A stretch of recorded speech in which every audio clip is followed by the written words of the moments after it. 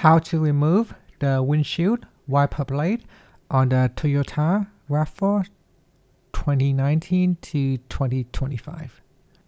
Okay, so first we're going to lift up the arm and then we're going to release the clip right here. So pull it up like so to release it, and then from here we should be able to remove the blade from the arm.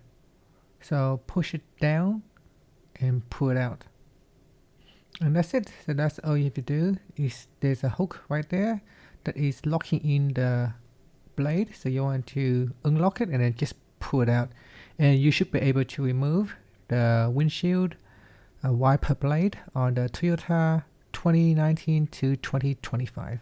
And that's it. Thank you for watching this video. If you find it helpful, please like and subscribe to my channel for more videos.